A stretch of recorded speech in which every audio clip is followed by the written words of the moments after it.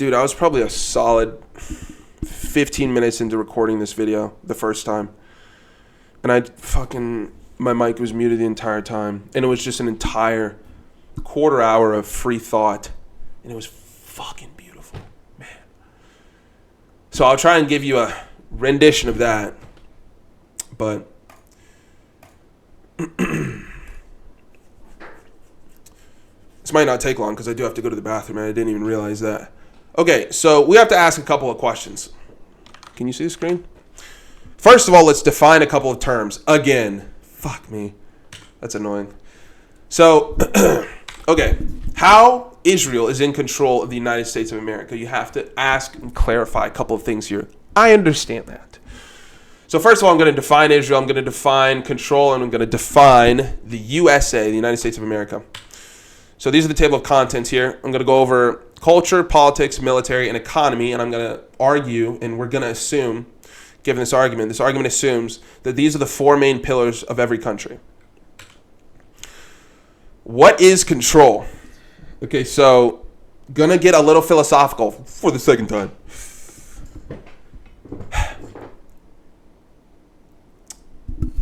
Control is the ability to enable something to act against its will. Question comes up, okay, you can enact control against something that's inanimate, and what is the will of an inanimate object, like a fucking toothbrush? The will of a toothbrush, my argument, we're going to assume this as well. I still don't remember if it's Plato or Aristotle. I said that in the last video.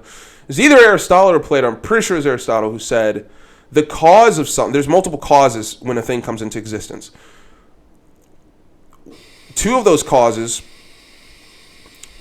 are very important, and they are the original site that the creator of that thing had in its mind.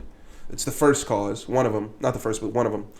The other cause is what that thing was created to do. So there could be a separation there, but those are the two main causes that we're going to be saying are the will of things that are inanimate. Damn, I'm good. Okay, what is Israel is the question. So when I fucking refer to Israel in this video, I'm not saying the citizens of Israel, all citizens of Israel, because there's plenty of citizens that live in Israel currently who are protesting against everything that is happening between the ethno-state of Israel and fucking Palestinians in Gaza. There's a difference between everybody that's participating in that and the people that are just chilling. There's people that are protesting that shit. There's people that are perpetrating that shit. I'm talking about the people that are perpetrating that shit. When I say Israel, I'm talking about people like, for example, Benjamin Netanyahu. It's actually Netanyahu, but I thought that was funny. But he is Jewish.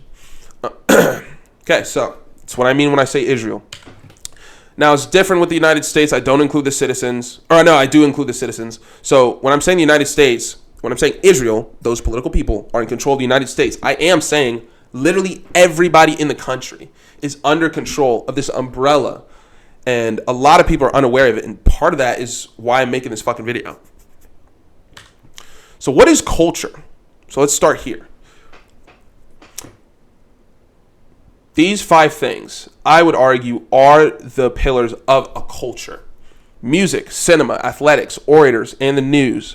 When you go and look back and try and find out information about a culture, it's interesting to know their music, the art, things like that. Musicians. I'd put art and artists like this and separated them and then put different things under them because I think all 5 of these things are artistry. It's like presenting the news is an art.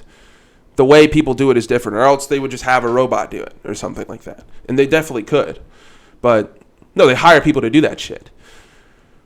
Orators, people who speak, influential. Now, it depends on, how much their free speech is or how much imposing is happening on their free speech of, suppression. So if I'm a president, there's things I can and can't say. And then the artistry kind of goes away. But you see, the way that orators can be artful. Is that the word? artisans. I don't fucking know. But they can be artists, right? In the way that they inspire. So you'll see this with a lot of motivational speakers and things like that in general. Athletics, I don't fucking know about this one. I think, for example, like the way people play sports is all different, or else we wouldn't watch them. The way people move, the way they do these things, how strong they are, this and that, that's different. And it's art. It's like beauty in the human body, you know? It's fucking... So I'd say that's an art because that is developed. But nobody really cares what athletes have to fucking say. What are we talking about? I'm not saying being an athlete isn't extremely inspiring. It shows extreme discipline. And I was an athlete myself for a very long time. I played soccer for a very, very long time. But I am saying that I'm not getting philosophical advice or advice on how to be a good artist or express myself and shit like that from like a basketball or football or baseball player. You know what I mean? I'm not going to Tiger Woods to be like, hey man, how do I ground myself? I'm not doing that. And art is all about interpretation and things like that. So it's a lot more spiritual. So athletics, I would say, is probably 5th place for art, but it's somewhere in there because there is some element of individuality in general, and individuation that occurs with the professional process. Cinema, obviously we know what you watch is what you are, what you consume is what you are. So it's like whoever's in charge of the movies, okay? Same thing with music. Music is hypnosis. Let's actually go to that right now. Is music hypnotic? One of the questions. So is music hypnotic? Let's ask this question first. How do I click it? I want you to tell me, is music hypnotic? Let's watch the first 30 seconds of this. This is Fernando Sosa and Jessica Patella. Jessica? I don't know how to say that. In Las Vegas Salsa Congress 2016. This is one of the best salsa dancers in the world. Watch his eyes. Watch his fucking eyes.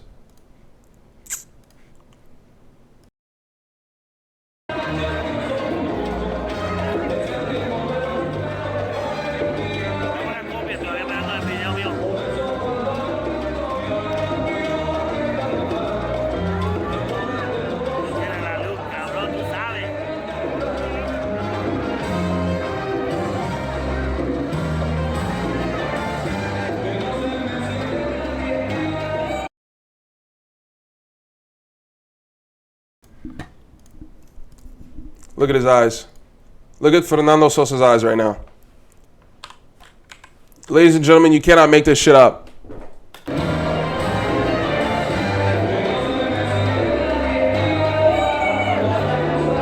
This is a trance state. Salsa dancing is a trance-like state. You could not achieve this level of focus. And we can watch the rest of the video. It's absolutely incredible. Watch a small portion, but I want you to see the free expressiveness of this. Just a little bit.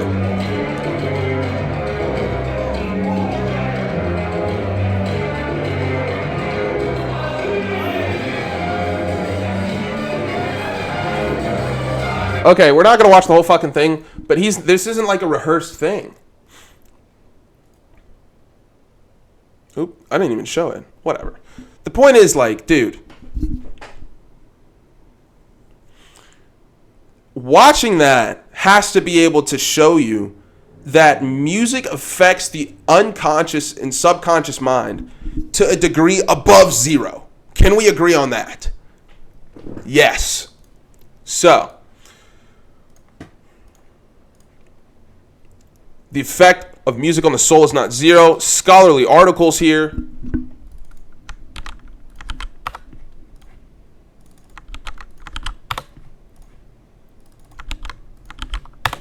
Let's look at these. Just quick. Just the titles, and you can look them up yourself. Harmonic structure predicts the enjoyment of uplifting trance music. Good. Exploration of trance states. Phenomenology, brain correlates, and clinical applications. Very good. This is in fucking French, but it was good in English. Translate page. I'm tough. Self-induced cognitive trance. potential therapeutic characteristics and applications. To a degree above 0% is the argument. That's all I'm saying. Now, Ice Cube says, so I looked into this yesterday and it was a little disappointing because I thought I was going to find something about music that was like dead on. I probably could for the past, but for the present it's completely different. But I looked in the past and Ice Cube said that people were making him say things at a time, but the companies were not ran by people who would likely support Israel. They weren't. Was kind of the conclusion I came to, given the timelines. When UMG, who is ran by a guy named Julius Grange, I think Julius Grange? Lucian Grange. When UMG was ran by Lucian Grange, it was acquired after Ice Cube left. Like, the record label he rapped for was acquired after he left by UMG. But they own them now, both of the record labels he worked for and rapped for. Lucian Grange was born to a Jewish family in North London. Now, he's born in North London. How do we know he supports what's going on over there? I mean, we don't. It could just be a crazy coincidence. It could. It's 100% possible. But if you look into the philosophy of the Jewish religion and what Jewish Zionists are doing. Now, are Jewish Zionist Jews, like Jews? I have a lot of research to do on Judaism and Jewism in general, because being Jew and being a Jewish person are different, and I have to figure this out. But what about movies? Well, who makes the... Oh, by the way, UMG produces most of the music on the planet. So they are also hypnotizing the planet with... Could be good, could be bad things, but it's certainly things. It's not Americans, that's the point. What about movies? Who makes the most movies? Warner Brothers Productions, owned by who? David Zaslav. Born to a Jewish family in New York. Again, born in America, not born in Israel. Could be a coincidence. It could. What about politics? It's a lot here to unpack. And there's a lot of better people on YouTube that you can watch talk about politics, because I don't know a ton of the history specifically. But I do know there is a Greater Israel Project, which involves cleansing the land that they believe they own of people that are there. And that's exactly what's happening in Gaza. It's called an ethnic cleansing to restore the ethno-state of Israel between, I think it's the Tigris and the Euphrates or something huge like that. And that costs lives. And so, well, what do we know with politics? We know that there is a group called AIPAC. This is a lobbying group. A lobbying group lobbies money to politicians. A lobbying group gives money to politicians. You can Google, you can look up how much money AIPAC donated to Kamala Harris in the election. You can do this yourself, by the way. You can do this. A lot. Millions. A lot of money. The American Israel Public Affairs Committee used to be named the American Zionist Committee or something like that.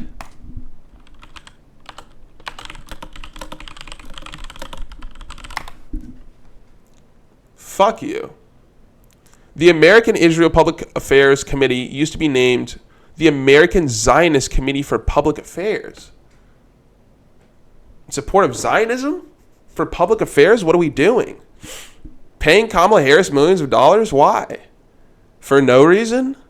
That's what I'm saying. For no reason? Because they support her, what she believes in? Really? I mean, do they love her blackness? I don't even love her blackness much. Not a ton. She's a great person. Love her. But what are we doing here? That's unfucking reasonable. Why are they giving money to our politicians on one side of the coin? Or on either side of the coin? Well, what does that mean? This means if a substantial amount of money is donated to a United States politician by an Israeli-backed entity such that that political person won over an American backed by American dollars, that is fucking election interference. That's what that is, like, by definition. That's what that is. So if this is true, and if it is true, which it is, by the way, that there's no advantage to having United States troops in the Middle East at all, if that's true, they control the fucking military. Why? Let me ask you this. Why are we in the Middle East? To spy on Iran? So Iran can build a nuclear bomb? Ask Nick Fuentes, bro. A nuclear bomb? Who's going to build a bomb? Iran's going to build a bomb and then do what? Nuke fucking New York? Iran's going to nuke New York. No, Iran's going to nuke Chicago. Iran is going to blow up LA. And nothing will happen. It would be, Iran would cease to exist. Are you kidding me? Even if they were going to make a nuke, which they probably fucking can't, what the fuck did we do to them? Now, we've done things in the Middle East. But it's like, dude, who do we do them for? Very interesting when you start looking into everything that happened. I'd recommend personally a video titled, should I even say this? I'll just type it. This is a video I have to type. I can't even fucking say this. I will get, and you're thinking, oh, you're a tweaker. No, dude. It's called,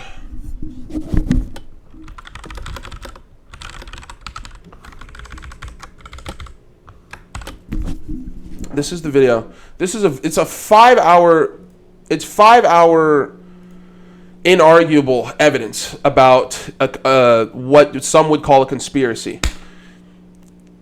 It's difficult to argue against. And after I watched that, I was like, okay, nice. Ladies and gentlemen, $30 billion has been donated to the state of Israel, to Israel. $30 billion. That's a lot of billions. And that's recent.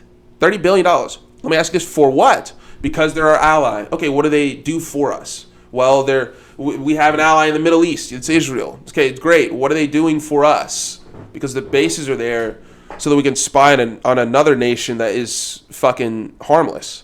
So what are we killing people for? What are we killing Americans for? What is the point exactly? Like, what is the point exactly? And you say, well, Iran's a threat.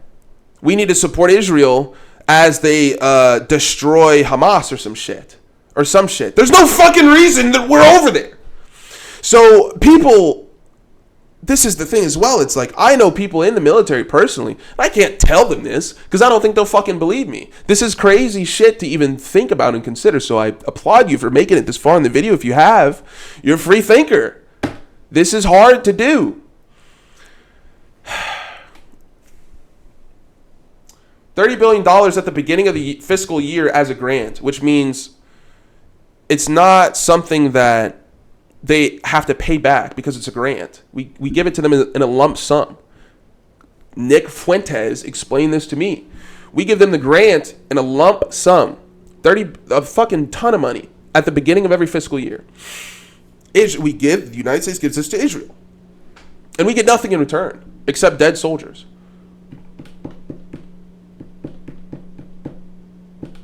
Okay. Run the movies, run the military, run the music. It's not fucking looking good, I can't lie to you. In the economy, banks. Do I have to? Maybe I have to. So this is something you're going to have to look up yourself. Like, the history of banks is something you're going to have to look up. And I'll give you something to look up. Look up this. You want to know the history of banks, where they came from? You're thinking you're thinking Ye is crazy, all this conspiracy theory. Watch this. Get educated, dude. At least observe the footage before you disagree with it. That's what I'm saying. I'm saying observe and understand and just the argument. You don't have to agree. But if you don't, I mean, you're unreasonable. What are we talking about? What is the solution then? What is the solution then? That's the more important thing. Well, the solution is this. I'm doing part of the solution. The solution is I'm telling someone who didn't know. Hopefully somebody didn't know. Well, not hopefully. Hopefully somebody who didn't know found out, right? And that spreads and things just improve slowly.